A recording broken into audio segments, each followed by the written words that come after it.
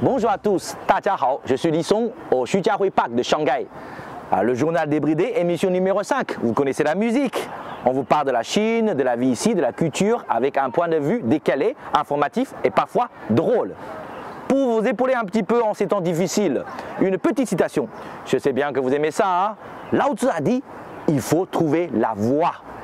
Ah non, je crois que c'est dans Tintin. Bon, c'est pas grave. Je vous parlerai de Lao Tzu dans l'actu. D'ailleurs, on commence tout de suite avec quoi de neuf en Chine?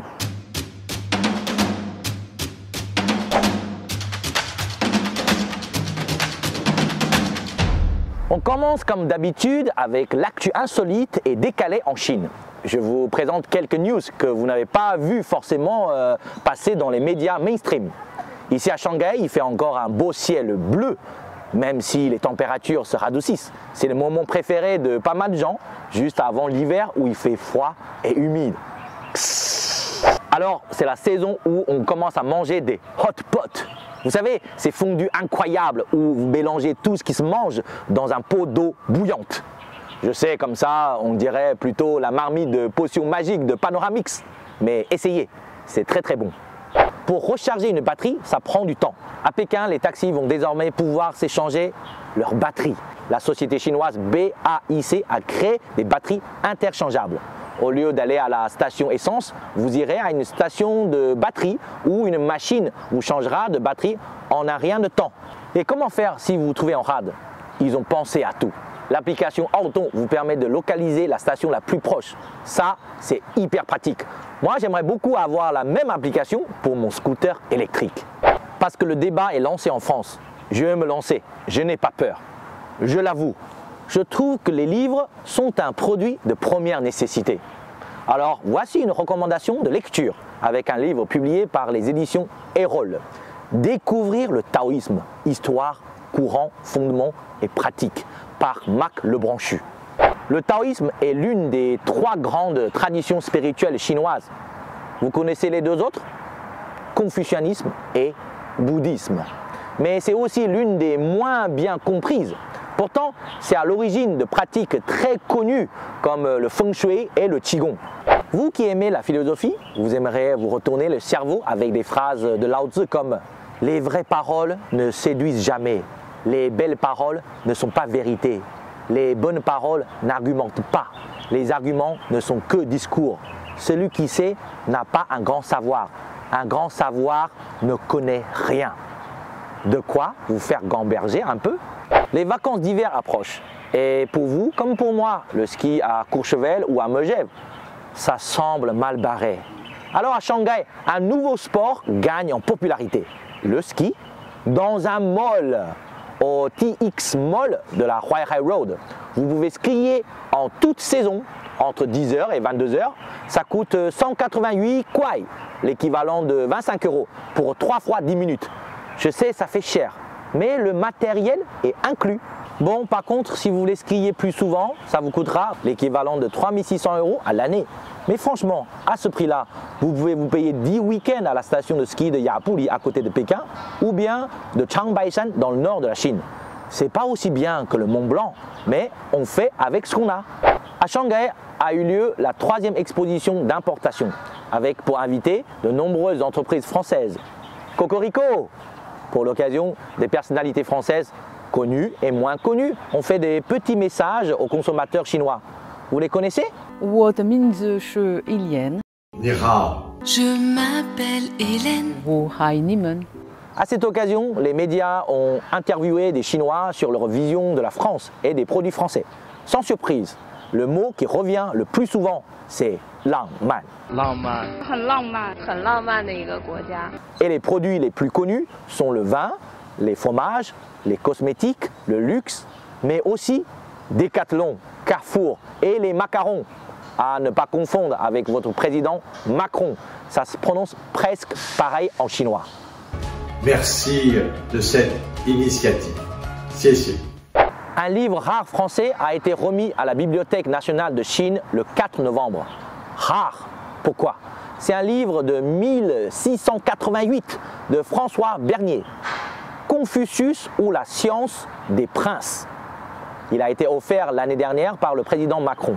Et il vient seulement d'arriver en Chine maintenant. C'est un livre important parce que c'est le premier livre en langue française qui présente ce célèbre philosophe chinois. Comme quoi, l'intérêt de la France pour la Chine, ça date. Pour ceux qui sont à Pékin, vous aurez la possibilité de voir le fameux livre, car il est exposé à la Bibliothèque nationale de Chine jusqu'au 6 décembre. Alors qu'on débat encore de l'utilité, voire de la dangerosité de la 5G, la Chine a lancé un premier satellite pour tester la 6G. Rien de moins. C'est comme les iPhones, on continue de sortir de nouveaux modèles tous les ans. Voilà, c'est la fin des informations insolites et incroyables de la Chine. J'espère que ça vous a étonné, amusé, interloqué. Et rendez-vous dans 2 semaines pour un autre florilège tout aussi détonnant.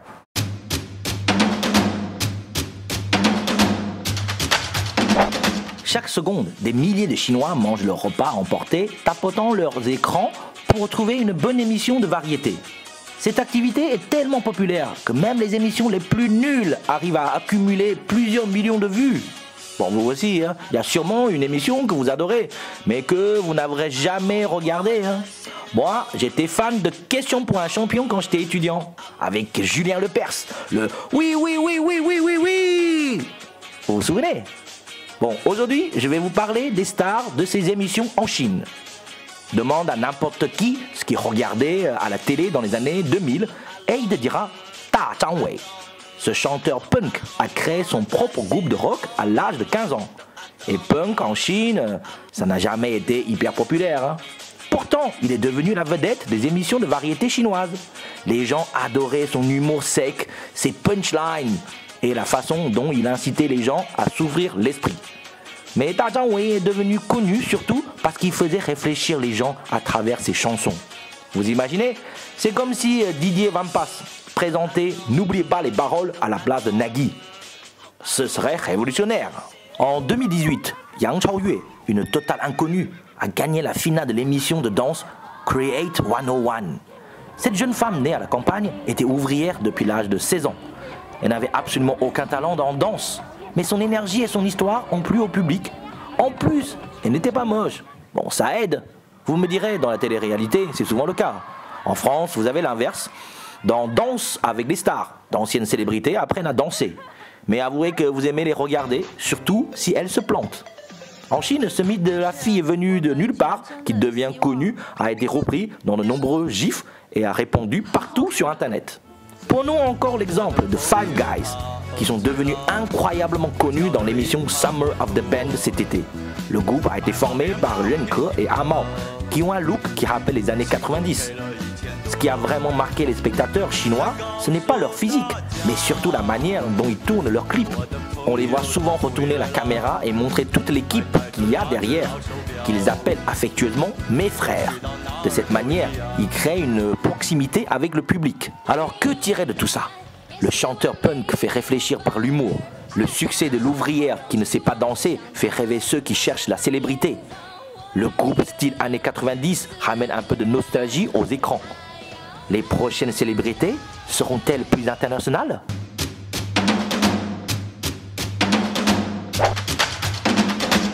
Aujourd'hui, je vais vous parler des tons en chinois et des problèmes, parfois cocasses, que cela peut engendrer. Gare aux mauvais tons. Tous les apprentis sinophones sont passés par là. Vous vous souvenez peut-être de cours de chinois de première année. Ma, ma, ma, ma. Est-ce que vous vous rappelez ce que chacun veut dire? Non, ce n'est pas la première strophe de la célèbre chanson de ABBA, Mamma Mia. Ma au premier ton, c'est le caractère qui veut dire maman. Mama. Ma au deuxième ton, ça veut dire chanvre.